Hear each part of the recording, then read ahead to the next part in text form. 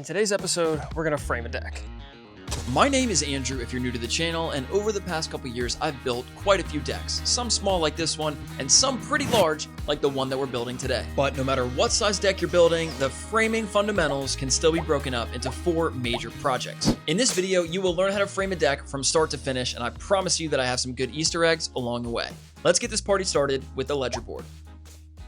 The ledger board attaches to the house right here, and it's one of the most important parts of any deck. But if the ledger board is not flashed correctly, you can have a ton of rot and water damage, so I was pretty terrified to see what I would find behind this existing flashing. So here's how we look with the existing flashing removed. Honestly, not too bad. There's a few areas like here and here with a little bit of rotting, but honestly, better than I expected. So the first step in getting a new ledger board mounted is I want to apply waterproofing to the rim joist on the house. I'm using this GAF peel and stick underlayment, which is essentially an ice and water shield, but really any heavy duty waterproofing will work. I like to leave the flashing long and then I'll come back later on and cut it with a utility knife. But you're going to run this all along the rim joist and do everything you can to protect as much of your house as possible. And going back to that existing metal flashing, I want to address a pet peeve of mine. I feel like everyone is very quick to judge the work that was done before them, saying it was wrong and it was improper, yada, yada, yada.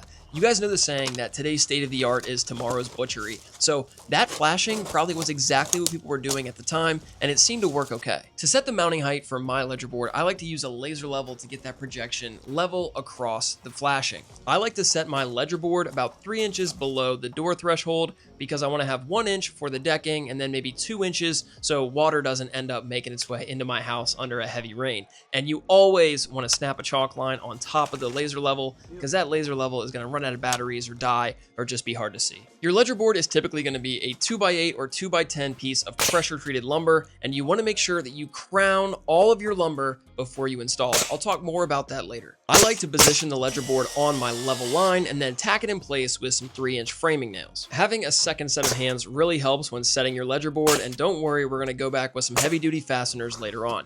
These nails are just to hold it in place temporarily. And I feel like everybody sets their ledger board a little bit different. This is just how I do it. And speaking of which, I apply a piece of 6-inch flashing on top of the ledger board just like this. My idea is that we're not going to have water getting behind the ledger board if we install this flashing now. Now, some people will argue that this is incredibly redundant because I'm going to go back after applying this flashing and I'm going to install a piece of metal or vinyl ledger flashing right on top of it. So some would argue this is unnecessary, but this is kind of the belt and suspenders approach that I've used for the past decks I've built. So let me know if you think this is overkill or what you do for your deck.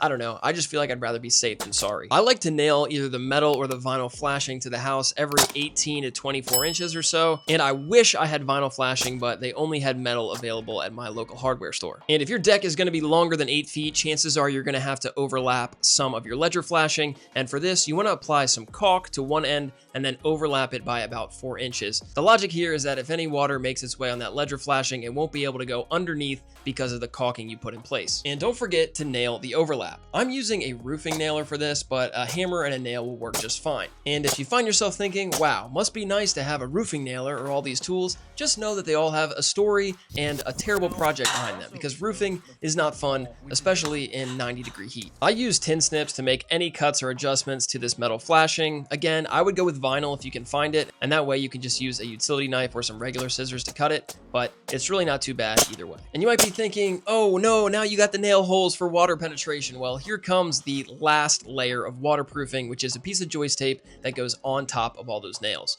So at this point, if you're keeping track, we have the belt, the suspenders, and at this point we have a couple safety pins, our pants are not falling, and hopefully our deck is not rotting. Now to actually secure that ledger board to the house permanently, I'm using some ledger tight screws 3 5/8 by Power Pro, and I'm going to put these every 12 inches or so. The actual requirements for your ledger screws in terms of size and spacing is in your building code, so make sure you consult that. And the last thing you want is for one of your ledger screws to get in the way of your joist. So it's a great idea to mark your either 16-inch or 12-inch on center joist spacing before you put these screws in to ensure that you don't have a conflict. I'm doing 16-inch on center joist spacing, which we'll talk about later. So I just did 2 screws between each joist bed. And I like to stagger them 1 high, 1 low.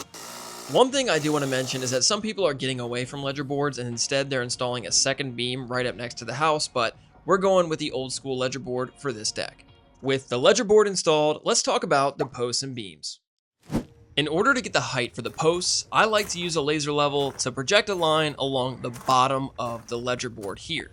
Since we're using 2x8 joists, the bottom of the joist will be at the bottom of the ledger board. To mark the cut line on the 6x6 we're using for posts, I stand them up in the post hardware and then I mark the laser line where it intersects with that post. Make sure that your post is all the way at the bottom of the hardware and that you use a post level to make sure that it's perfectly plumb before you make your mark. And if you're wondering how I laid out the footers and actually dug and poured the concrete footers, I covered all that in my previous deck building videos. I'll link them down below. Using the 10-foot long 6x6s was a little bit unruly, so feel free to trim them down a little bit before you put them in the hardware, but I just kept them long and muscled my way through it. To cut the 6x6s, I just used a miter saw, and the annoying thing about a 6x6 is usually you're gonna have to cut one side and then flip it over and cut the other. A little bit annoying, but you'll get through it. And for my last deck, I used 4x4 posts. I just felt like for this deck and what it's gonna be supporting, a 6x6 was the right call. So a little bit heavier, a little bit more expensive, but I think I'll sleep better at night. And if you're paranoid that your laser level is not calibrated or something, you can double check everything with a 6-foot level, but you should be in good shape. When it comes to installing the beam, code prohibits any kind of side mounting to the post. I've seen plenty of decks with this type of beam and it puts all of the stress on the hardware and none on the post. No bueno. Option number 2 is to mount the beams directly on top of the post with a piece of hardware. But I think we can do better with the third option, which is to notch the post. I have a 2x10 beam, so we're gonna cut the notch for that right now. Now, when it comes to notching your posts, you first want to get your beam width. This is about 9.5 inches, but this can vary between, a 1/4 inch to a 1/2 inch between boards. So you definitely want to know the width of the beam you're going to be installing on the post. So we got 9.5 here, and then we're going to take that 9.5 and we're going to mark it on the post. So 9.5, we'll go ahead and mark it right here. Okay, then we're just going to rotate this and mark it on the sides as well.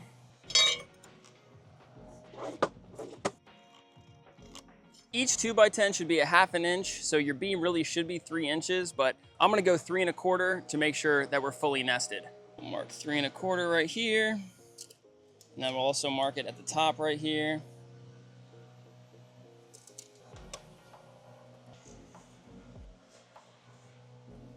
Okay, we'll go ahead and mark that, and then we'll flip it over and do it on the other side as well. And once we have the notches marked, we're gonna go ahead and cut it with a circular saw. And we'll just keep rotating it through.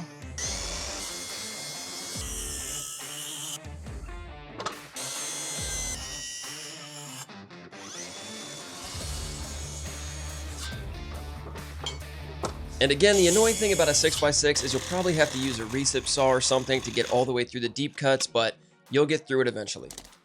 And I want to make sure that the post is not sticking up past the beam, so I cut around a 1/2 inch off right there. Then I grabbed all my posts and positioned them in place. And whenever you cut pressure treated lumber, you want to go ahead and retreat the cut ends. I'll link this product down below, but this is going to help the deck to last as long as possible. With the posts ready, I made sure that my beams were perfectly in line before nailing them together with a few 3-inch framing nails.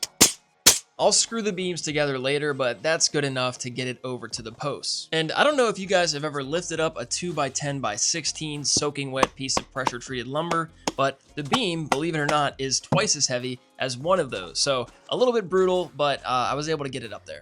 And a lot of these DIY YouTubers want you to believe that everything always goes according to plan and that it's all sunshine and rainbows. Well, have you ever been dead-legged by a 60-pound 2x10 double beam? Yeah, me neither. What a weird question. And it's funny because right before this fell, I remember thinking, wow, I really can't believe that this has gone so smoothly and nothing's fallen over yet. So I might have mind manifested that one, but eventually we got everything in place. When it comes to attaching the beams to the post, the old school method is to drill a 5/8 inch hole through and then use a 1/2 inch through bolt with a washer and a nut on the end before tightening everything up. But nowadays, most people are using these through lock lag screws, which require no pre-drilling, and they replace that 1/2 inch carriage bolt. So it's a little bit faster to go all the way through. These bolts bolts are a little bit more expensive, but you're just going to go ahead and drill through, put on the washer, thread on the nut head right there, and then just tighten it up a little bit more from the screw side. You're going to need 2 of these through lock bolts per post beam connection, unless your beam has a splice at that post, in which case you need 4. And you want to make sure that all of your posts are perfectly plumb, so confirm that with a post level before you attach them to the beam. The fate of my entire deck is riding on these posts and beams, the same way my truck is riding on today's video sponsor, Nitto Tire. Here's a look at my old tires, which I nicknamed the Ice Skates for obvious reasons. I replaced these with the Nitto Terra Grappler G3s about 25,000 miles ago, and I have never looked back. And although the G3 is an all-terrain tire, it's probably best suited for those who plan to do the majority of their driving on the road, but I have done some seriously crazy hardcore off-roading in these, and they've held up just fine. And because I do a bit of hauling here and there, I went with the LT version since the tire's a little bit stronger and better for towing. After 25,000 miles, I'm still a big fan of these tires, and their tread wear warranty is one of the best in class. So whether you're driving to soccer practice or you're picking up lumber for your deck framing project, give the Terra Grappler G3s a look if you're in the market for some tires. And the last step for this part of the project is to waterproof the beam. The last thing you want is water collecting in between those 2 beam boards, causing it to rot out prematurely. Putting this 6-inch piece of flashing over that beam is going to prevent water from getting in between them and help your deck to last as long as possible. With the beams installed, it's time to talk about the joists. For the outermost joist, I'm using a concealed joist hanger, and I was told that this is the right size for a 2x8, but I guess it's the same for a 2x6. You need to make sure that your outermost joist is perfectly perpendicular to the ledger board, i.e. square, and that's important because we're going to pull all our measurements from this outermost joist. And to confirm square, I'm using the Pythagorean theorem, the 3-4-5 method, but any right triangle like a 6-8-10 will also give you a more accurate measurement. Once you have the 6-foot leg and the 8-foot leg of the triangle marked, you're just going to pivot that outermost joist until the hypotenuse is exactly 10 feet. Check out my deck planning video for more info on this, but I don't really care how you get there, just make sure you're square. After confirming square, I attach the joist to the beam using one of these rafter ties. I only used a rafter tie for the outermost joist because I didn't want to be able to see the hardware from the outside. With the outermost joist installed and square, it's time to install the rest of the joists. If you didn't mark your joist locations as part of the ledger board installation, go ahead and do that now. 16-inch on-center joist spacing is by far the most common, but some people will install 12-inch on-center joists if they're installing a certain type of decking or if they're doing a different orientation for the decking boards. And before you even think about hanging your first joist, you want to make sure that you crown every single joist. The crown is the slight upward arching curvature that you'll see when you look down a board's longest edge. Crown up for all joists. I eventually figured out the fastest and best way to install joists, but I first had to fumble through some bad attempts like this one, where I tried to use the tab and then hold the joist and the joist hanger at the same time. It was not easy. All right, after doing about 15 of these, I think I finally got the system. I found that positioning the top of the joist even with the top of the ledger board and then nailing it in from the top with a framing nailer was a great way to tack it in temporarily, where I could adjust it, make sure it was right on line with my mark, and then attach the joist hardware later. Also, these Simpson joist hangers have requirements for all the hardware you need to use. I'll link it all down below. But I really think this is the secret sauce. You're just gonna mark your joist location, position the joist so it's right on your marked line, use that framing nailer to tack it in place so it's right flush with the top of the ledger board, and then hands-free, baby. It's just hanging exactly where it needs to be. You can take your time installing that joist hanger. And I actually installed 4 nails and then 2 screws to attach the joist hanger to the ledger board. I don't know why, but I just decided to mix and match the screws and nails, and then obviously you're gonna use the longer screws to go through the side compartments there, through the joist and into the ledger board. Just make sure that you go back and make sure that nail that you put in to hold it in place isn't sticking up past the top of the joist. And again, you really should mark the joist location on the beam. I forgot to do this, so I just had to do a 16-inch on-center offset from the previously installed joist. This was very inefficient. You should 100% mark your beam the same time you mark your ledger so that all of your joist spacing is coordinated. And I'm installing hurricane ties at all of these joist beam connections.